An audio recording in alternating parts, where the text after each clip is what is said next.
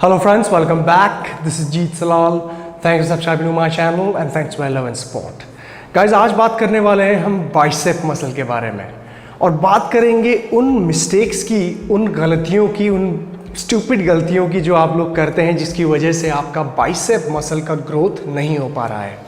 बहुत बार मैंने समझाया है बायोमैकेनिक्स के बारे में, किस तरह से बाइसेप कर्ल्स किए जाते हैं, उनकी मिस्टेक्स के बारे में, मूवमेंट, टेक्निक, टेम्पो, सारी चीज़ें, पोस्चर, एवरीथिंग।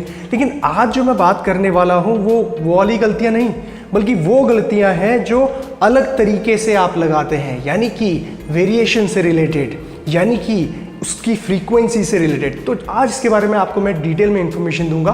और अगर आप मुझे इंस्टाग्राम में फॉलो नहीं कर रहे हैं तो वहाँ पे ज़रूर फॉलो कीजिए। हमारा 1 मिनट फिटनेस वीडियो सीरीज चल रहा है जो आप मिस नहीं करना चाहेंगे, और मेरी लाइफ, बिजनेस और करियर से रिलेटेड सारी इन्फॉर्मेशन मैं वहाँ पे शेयर करता हूँ। तो गाइस ज़रूर फॉलो कीजिए वहाँ पे इंस्टाग्राम पे। सो गाइस, पहली मिस्टेक जो आप करते हैं, बहुत ही कॉमन और बहुत ही स्टूपिड मिस्टेक, वो ये कि बहुत सारे वेरिएशंस लगाते हैं, यानी कि बहुत सारी एक्सरसाइजेस करते हैं बाइसेप वर्कआउट में। बाइसेप की अगर मैं बात करूं तो ये एक बहुत ही छोटा मसल है, बहुत ही स्मॉल मसल है, जो आपका सिर्फ उसका फंक्शन ये होता है कि आपके आर्म को, यानी कि फोर आर्म को सुपिनेट करना इस तरह से, और साथ ही साथ आपके एल्बो का फ्लेक्शन करना। तो इतना छोटा मसल है और इस छोटे मसल को हम 4-5 एक्सरसाइजेज इसकी लगाते हैं, 3-3, 4-4 सेट्स पर एक्सरसाइज लगाते हैं और वॉल्यूम हमारा बहुत ज़्यादा हो जाता है। इतनी ज़रूरत ही नहीं होती बाइसेप के मसल को हिट करने के लिए। तो गाइस, ये गलती जो है बहुत सारे लोग करते हैं, आर्म के वर्कआउट में 4-5 एक्सरसाइजेस करते हैं और इतनी ज़्यादा वॉल्यूम थ्रो करते हैं इस छोटे से मसल के लिए। तो इस छोटे से मसल को हिट करने के लिए सिर्फ आप 3 वेरिएशंस, यानी कि 3 एक्सरसाइजेस भी करेंगे तो भी इनफ होगा। वो क्यों, मैं बताता हूँ आपको। क्योंकि जितने भी हम कर्ल मूवमेंट करते हैं, जिसमें भी हमारे एल्बो का फ्लेक्शन हो रहा है, उसमें बाइसेप हिट होती है। अब बाइसेप को ट्रेन करने के लिए आपको यही मूवमेंट करना पड़ेगा। बाइसेप ट्रेन करने के लिए आप कोई इस तरह का या इस तरह का मूवमेंट नहीं करेंगे, एल्बो का फ्लेक्शन ही होगा, कर्ल ही करना पड़ेगा, तब जाके आपका बाइसेप ट्रेन होगा।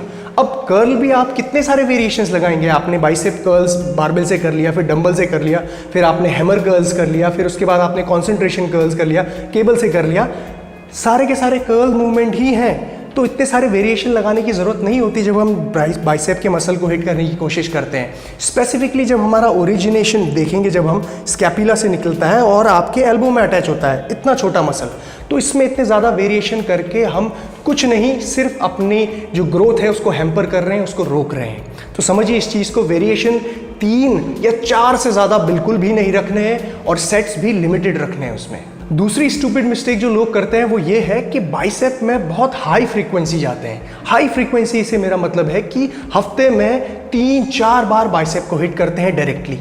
तो गाइज, ऐसा करने की बिल्कुल भी ज़रूरत नहीं है। जैसे मैंने आपको पहले बताया कि स्मॉल मसल है, छोटा मसल है, इंसर्शन ओरिजिन के हिसाब से देखें तो बहुत छोटा मसल है, एरिया भी कम कवर करता है। अब यहाँ पे समझने वाली बात यह है कि जब हम फ्रीक्वेंसी बढ़ाते हैं तो कुछ लोग ये कहेंगे भाई छोटा मसल है तो जल्दी रिपेयर हो जाता है, 36-48 आवर्स के अंडर तो ज़्यादा हिट करना चाहिए, और ज़्यादा हिट करेंगे तो ज़्यादा ग्रोथ होगी। लेकिन लॉजिक यहाँ पे ये कहता है कि बार बार हिट करने की कैपेबिलिटी अगर आप में है फ्रीक्वेंसी बढ़ाने की, तो उसका ये कतई मतलब नहीं है कि आपका मसल भी ग्रो हो रहा है, राइट। एक हाइपरट्रॉफी क्रिएट करने के लिए, मसल साइज गेन करने के लिए, आपका जो मसल तोड़ा था आपने, जब वो रिपेयर हो तो उसमें स्ट्रेंथ और मसल साइज बढ़ना चाहिए। सिर्फ रिपेयर करना आपका गोल नहीं है। रिपेयर तो वो 36-48 आवर्स में हो जाएगा इजीली, लेकिन उसी इंटेंसिटी से ट्रेन करने के लिए और साथ ही साथ बड़ा मसल ग्रो करने के लिए, प्रोग्रेसिव ओवरलोड को बढ़ाने के लिए हमें मसल में स्ट्रेंथ और जो मसल फाइबर्स हैं वो ज़्यादा आपके होने चाहिए। अब प्रोग्रेसिव ओवरलोड को मैंने पहले भी आपको समझाया है कि प्रोग्रेसिव ओवरलोड का सही मतलब ये होता है कि आप अपने बॉडी में जो ट्रेनिंग स्ट्रेस है उसको वीक बाय वीक या मंथ बाय मंथ बढ़ाएं। तो वो तभी होगा जब आपका मसल सिर्फ रिपेयर नहीं, रिपेयर होने के साथ साथ बड़ा और उसके साथ साथ स्ट्रॉन्ग भी बन रहा है। करने के लिए हम बाइसेप का वर्कआउट 3 दिन 4 दिन भी कर सकते हैं, रिपेयर हो जाएगा वो, लेकिन क्या वो इफेक्टिवनेस आएगी? क्या वो रिपेयर होने के बाद इतना स्ट्रांग होगा कि हम प्रोग्रेसिव ओवरलोड कर पाएँ? ऐसा बिल्कुल भी नहीं होगा।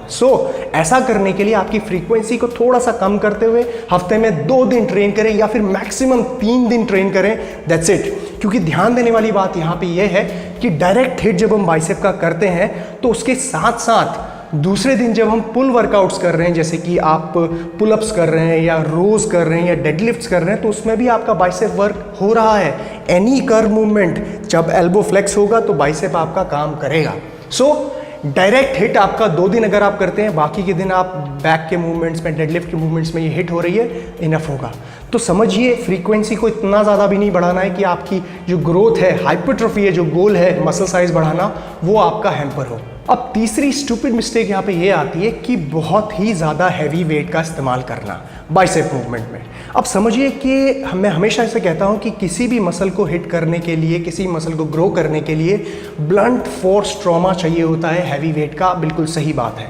लेकिन जब हम बाइसेप्स की बात करते हैं तो बाइसेप के ज़्यादातर मूवमेंट्स, ऑलमोस्ट सारे मूवमेंट्स आइसोलेशन मूवमेंट्स हैं, यानी कि वन जॉइंट मूवमेंट।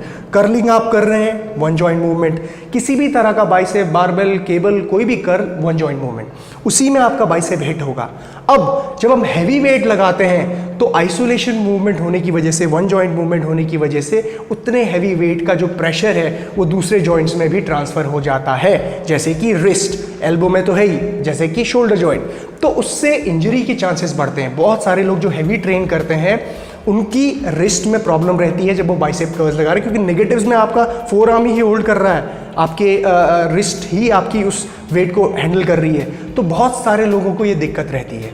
अब समझिए कि सही तरीके से आप कैसे इस चीज़ को अवॉइड कर सकते हैं और हाइपरट्रोफी जो आपका गोल है, मसल साइज, वो कैसे अचीव करना है। तो कभी भी आपको इतना ज़्यादा हैवी वेट नहीं जाना है कि आपके 5 से भी कम रेपिटेशन के लिए आप एम कर रहे हो।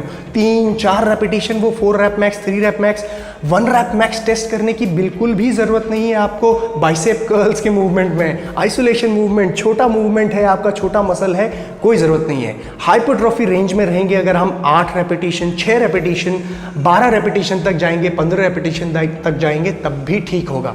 तो समझना है हमें अपने वर्कआउट को इस तरीके से डिज़ाइन करना है कि इंजरी ना हो और उस मसल को हिट करने का इफेक्टिव तरीका ढूंढना है, इफेक्टिव वे ढूंढना है। तो गाइस, जब इन सारी मिस्टेक से आप बच के चलेंगे तब जाके आपका बाइसेप का प्रॉपर ग्रोथ होगा। और राइट गाइस, तो ये थी सारी इन्फॉर्मेशन। अगर आपको ये वीडियो पसंद आई है तो मेक श्योर आप हिट करें थम्स अप बटन को and subscribe to my channel and take care. Also follow me in Instagram, वहाँ पे ज़रूर फॉलो कीजिए। हम बहुत सारी इंटरेस्टिंग चीज़ें मैं आपको वहाँ पे शेयर करता हूँ, तो प्लीज़ वहाँ पे फॉलो कीजिए and take care. Bye bye.